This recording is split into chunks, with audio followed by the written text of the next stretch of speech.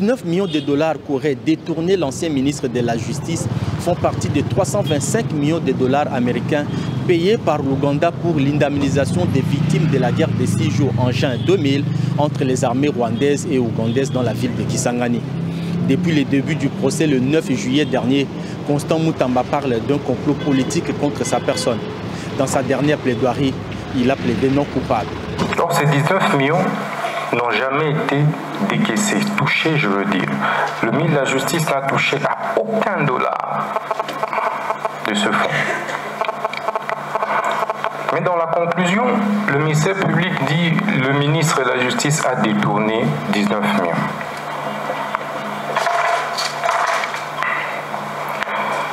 Je suis perdu face à ces syllogismes. Nommé il y a un an dans le gouvernement Soumina 1, Maître Constant Mutamba s'est attiré la défiance des magistrats pour son projet de réforme de la justice congolaise qu'il avait qualifié de malade. L'arrêt de la haute cour sera rendu le 27 août. Leurs visages font la une des journaux de Bamako. Une dizaine de militaires, dont les généraux Abbas Dembélé et Nema Sagara, deux figures emblématiques de l'armée malienne, sont présentés comme les membres d'une tentative de déstabilisation institutionnelle, selon la junte au pouvoir. Ces militaires et des civils n'ont eu d'autres ambitions que de chercher à briser, avec l'aide d'États étrangers, la dynamique de la refondation du Mali. Grâce au professionnalisme et à la vigilance des services spécialisés, la conspiration a été mise en échec, suivie de l'arrestation des acteurs dès le 1er août 2025. Parmi les personnes arrêtées se trouve un homme blanc, présenté comme français, accusé d'être un espion. Paris n'a pour l'instant pas réagi. D'après nos informations, lors de leurs interrogatoires, au moins 2 officiers arrêtés ont catégoriquement démenti être impliqués dans la tentative de déstabilisation de la République. L'un d'eux aurait même déclaré « Je n'ai rien à voir dans cette affaire, je ne suis coupable de rien, on m'a arrêté pour ce que je n'ai pas fait ». Ces détentions interviennent dans un contexte de plus en plus pesant. Au moins 55 militaires auraient été arrêtés ces derniers jours, principalement au sein de la Garde nationale, le corps d'origine de l'actuel ministre de la Défense, le général Sadio Camara.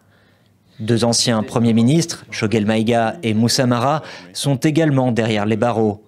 Véritable tentative de coup d'État, contestation interne ou purge au sein de l'armée, les enquêtes se poursuivent, indiquent les autorités.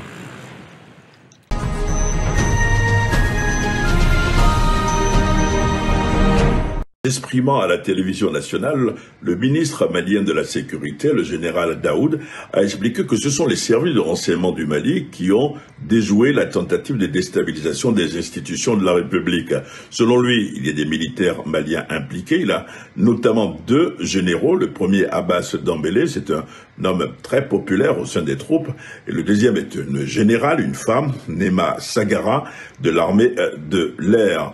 Des sous-officiers seraient également impliqués dans cette tentative de déstabilisation des institutions de la République.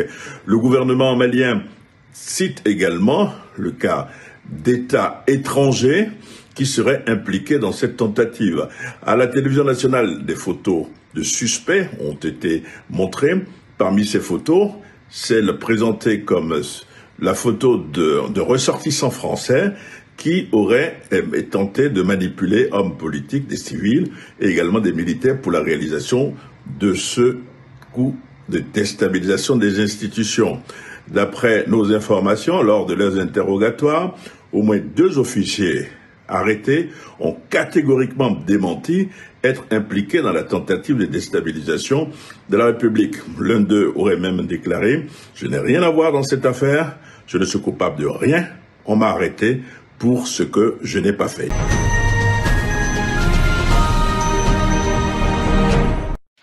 L'UPDF ne reconnaît et ne respecte certainement pas les accords de Doha.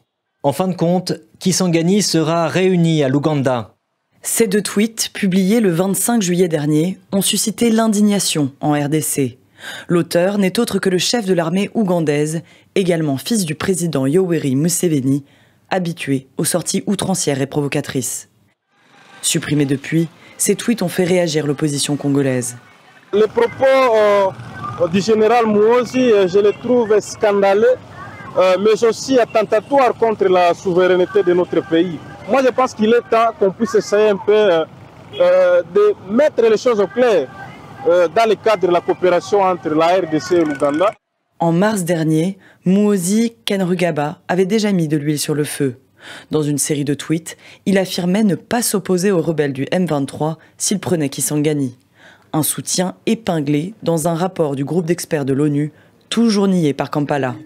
Parallèlement, depuis 2021, des opérations militaires sont menées conjointement par les armées congolaises et ougandaises dans la région pour traquer des groupes armés alliés au groupe État islamique.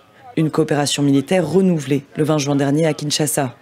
Face à ces déclarations, le parti présidentiel exige du gouvernement ougandais des clarifications, mais tente d'apaiser la situation.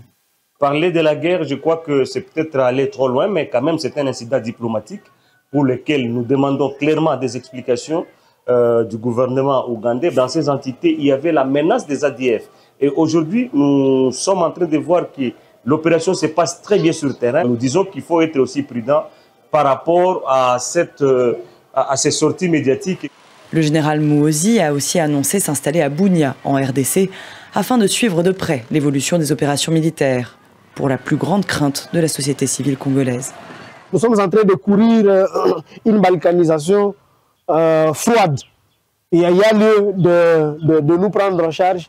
Et des propos comme ça, de l'autorité comme ça ougandaise, Kainerugaba, pour nous, ce sont des propos qui nous menacent. Les annonces du chef de l'armée ougandaise ajoutent de la confusion à une situation déjà instable en RDC, malgré l'accord de paix entre le M23 et la RDC, signé au Qatar en juillet dernier.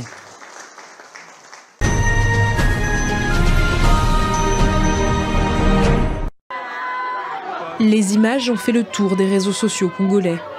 Le 4 août dernier, cette habitante du village d'Ankoro, âgée de 63 ans, croise la route d'un éléphant alors qu'elle travaille dans ses champs. L'animal la saisit puis la projette. Elle est tuée sur le coup. Pour les habitants, c'est l'accident de trop. Ils s'en prennent au bureau de l'administration. Nous demandons aux autorités de venir et de chasser les éléphants, car nous ne pouvons plus cultiver la terre. Ils détruisent les bananiers, les palmiers, les papayers, ainsi que nos champs de manioc. Ils marchent sur nos plantations. Nous ne savons plus quoi faire. Le mois dernier déjà, une jeune femme de 18 ans avait trouvé la mort dans les mêmes conditions. Les éléphants ont fait une dizaine de victimes dans le secteur depuis le début de l'année, de quoi révolter les villageois. Ils estiment que l'État reste passif, rien n'est fait, on a l'impression que l'État protège les éléphants en lieu et place de protéger la population. Il y a les champs qui sont détruits pendant 5 ans, c'est vraiment une destruction énorme. Et à l'allure où vont les choses, nous risquons de connaître des cas de malnutrition sévère dans les secteurs de Kamalo. Pour faire cohabiter les humains avec ces espèces protégées, des solutions existent pourtant. La construction de clôtures ou encore l'installation de systèmes d'alerte, déjà en place dans d'autres pays. À Kinshasa, ce sénateur plaide pour que l'ICCN, l'Institut congolais pour la conservation de la nature, y recourt également. La première fois que nous avons impliqué l'ICCN, une équipe avait été dépêchée à Ankoro et des colliers avaient été placés sur quelques familles de ces éléphants pour essayer un peu de voir quels sont les mouvements dans ces milieux. Cette fois-ci, il y aura encore de nouvelles mesures qui pourront être adoptées pour rassurer la population d'Ankoro et ses environs. L'ICCN promet de se rendre sur place dans les prochains jours. Elle compte notamment relâcher des abeilles, ennemies jurées des éléphants, en espérant que celles-ci les dissuadent d'atteindre les villages.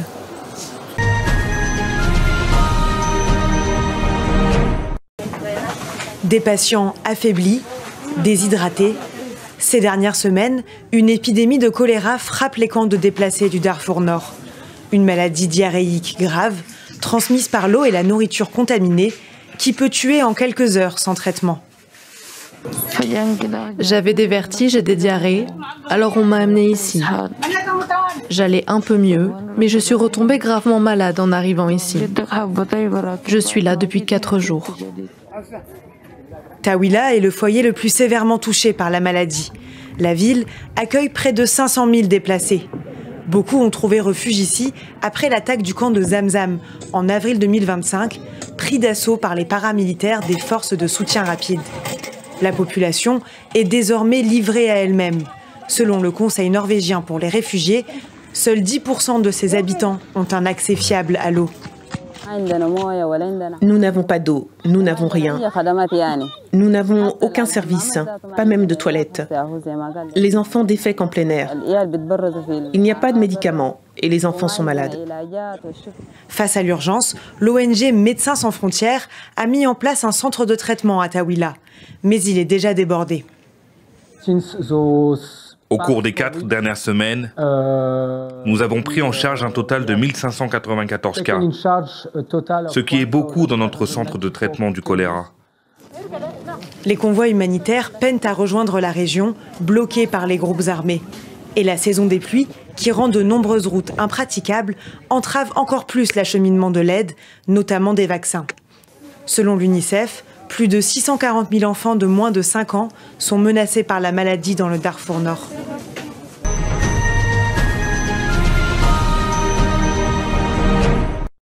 Touba, la ville sainte des Mourides. Autrefois un modeste hameau en plein désert dans le centre du Sénégal, elle est devenue une cité à la fin du 19e siècle, puis au fil des décennies, l'épicentre de la vie religieuse de la confrérie soufie des Mourides, l'une des plus importantes confréries musulmanes du pays.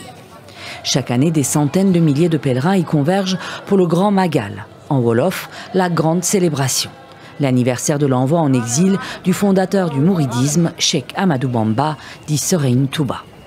L'importance du Magal, c'est un jour de succès dans le combat pour élever les droits de Dieu et des hommes sur terre, c'est-à-dire pour réhabiliter les valeurs islamiques. Cheikh Ahmadou Bamba l'a fait sans effusion de sang. Ce chef religieux qui n'a jamais levé les armes a fondé Touba en 1888. Et c'est ici, dans ce mausolée, que repose sa dépouille, vénérée par ses milliers de fidèles. Grande figure du soufisme, il avait été contraint à l'exil par les autorités coloniales françaises, au Gabon d'abord, puis en Mauritanie et enfin en résidence surveillée dans le nord du Sénégal. L'hommage à Cheikh Ahmadou Bamba se fait aussi par des prières, par des récitations des versets du Coran et par la lecture des Khasaïd, les poèmes écrits par Cheikh Ahmadou Bamba. Lire les Khasaïd, c'est aussi un prolongement de la lecture du Saint-Coran, seulement c'est de la plume de Cheikh Ahmadou Bamba qui s'adresse à Dieu par voie de reconnaissance depuis le cœur que nous partageons tous à travers le monde entier. Le Grand Magal a aussi une dimension politique, signe de l'influence des Mourides.